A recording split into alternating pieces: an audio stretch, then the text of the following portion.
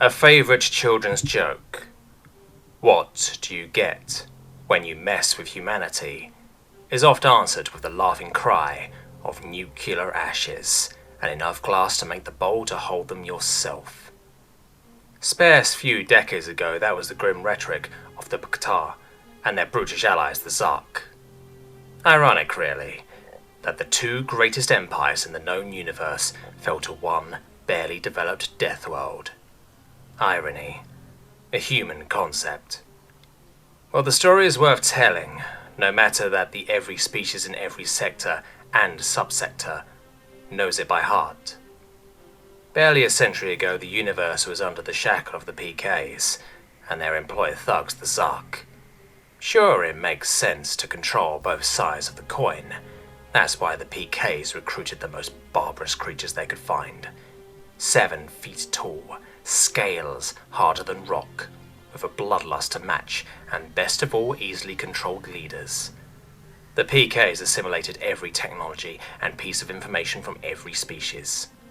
They rewrote the economy to benefit them, and gained the monopoly on every good and service imaginable.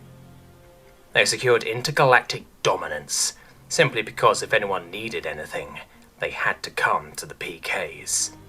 Anyone that refused or decided to risk rebellion were branded terrorists and handed to the Zarks. The PKs never got their hands dirty, but the Zarks loved nothing better. With PK-built weaponry and vessels, they could reach and subjugate any world in any sector, anywhere, within days.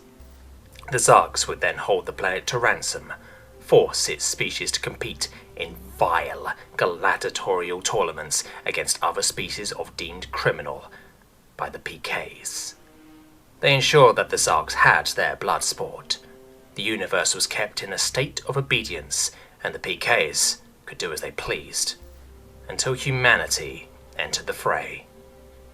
Humanity was in its infancy, locked on a death world, with naught but their conflicts with one another to guide them. The Zarks greedily added them to the roster of tournaments. Confusion followed by weary acceptance, followed by humanity, and to the naked optic would appear nothing more than a substandard barbaric race. Little did we know, they were already plotting.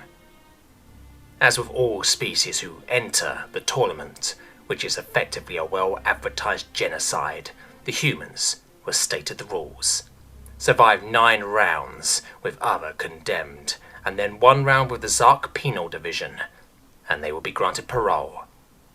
In action, however, huge portions of the species were committed to the destruction of the others within a set battlefield. Most species who make it as far as the 7th or 8th rounds die out from lack of sustainable population. Most contests took the form of species with low-tech weapons smashing the hell out of each other for days at a time. Humanity's approach was somewhat more diversified.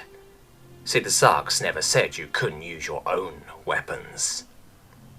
Humanity crushed its opponents with supposed indifference. I mean the use of anthrax against the Zul'Zis, the carpet bombing of the Atreyu, even the use of thermonuclear weapons on the Cartril was treated as just another day of humanity doing what it does, destroying those who stand before them. Of course, the Zarks, who had never seen nuclear weapons, demanded that humanity hand over their entire stock, which the humans agreed to, as well as requesting to fight the 10th round on Zark's home planet so their leaders could see it better. We should have known then. Human combat efficiency is only matched by their skill at espionage. The Zarks greedily took the nukes to their home planet and laid them every around their capital city in preparation for humanity's arrival. Pity they never took the time to check if the nukes were already armed. Known as the Grave now, the Zark's planet was the first strike of the human uprising. They were not alone. While they battled in the tournament, they forged alliances with other species, arming them, instructing them, poising them to strike. When the nukes that cracked the Zark's world in half went off, every species that fought humanity tore down the blockades holding them hostage before freeing other species and arming them in turn.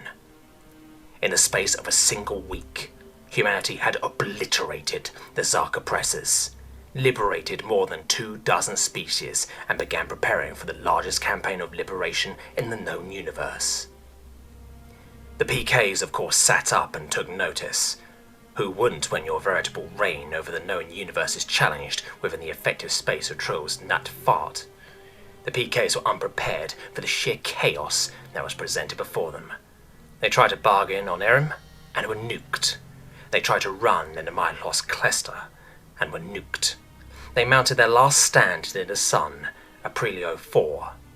Near the edge of the known universe, and in the shadow of this star they mustered all their forces.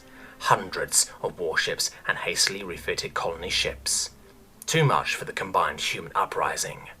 So instead, the humans triggered an early supernova in the sun and let that do the job for them. Fast forward a few decades and the humans sit at the helm of the universe. Now because they actively pursued a program of reconstruction and rehabilitation. Every species from every corner received human aid. Initially, many were fearful of gift-wrapped nukes, but the intentions were genuine. They rebuilt entire worlds to undo the damage of the PKs, carefully assisted in repopulating nations affected by the tournament, though rumours of humans mating with said species are at this time unsubstantiated. Even the Trust survivors were given a new world and told to behave themselves, but such warnings were unnecessary. No one forgets what a suitably motivated humanity can do when motivated. Historian Salk Ma to a young Etorian girl studying Humanity 101.